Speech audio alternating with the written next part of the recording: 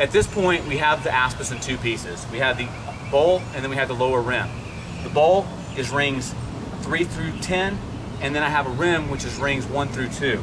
It's easiest to leave these separate while you sand the outside, because to be able to get these sharp angles on the bowl where it comes into contact with the rim, your belt sander would tear your rim up. So it's a lot easier just to leave them apart, sand the outside of the top, then sand the outside of the rim, and then put the two together.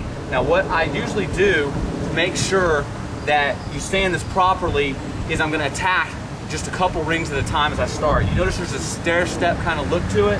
What I do is take the belt sander, and with a 21-inch belt sander I can get across 2 of these rings to start with. And what I do, the way I make sure I'm getting the right angle and right curvature to the shield, is I just line it up from outer edge of ring 10 to outer edge of ring 9, let it rest across there, and then I let my belt sander kind of have free motion across it so that I'm not sanding one area too much. What you're going to notice when you start sanding is that these gaps between these rings will start getting smaller and smaller and smaller, and then they'll come together and there'll be like a little bit of wood left between them where it almost looks like little chips or splinters of wood in there. And when that completely disappears and it's smooth, you want to stop sanding, because anything more than that, you're going to weaken your shield.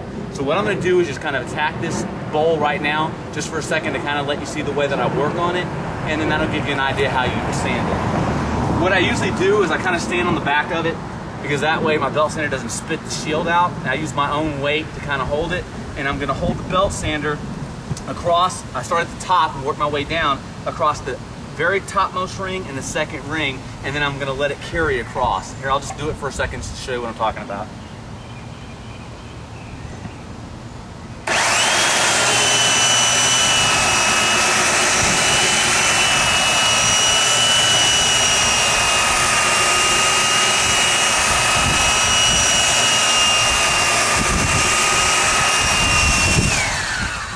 Look at this, you'll notice that it's already starting to take quite a bit of wood off this top disc, and it's barely touching this edge. As it starts to come down and smooth down the very top ring, it'll drop this edge and start picking up the third ring, and then you just kind of work your way down. And I usually work maybe about 45 degrees worth of the shield at a time, and then slowly move on to the next section and just slowly bring the whole thing into shape to keep it a smooth shape. Go ahead and stop.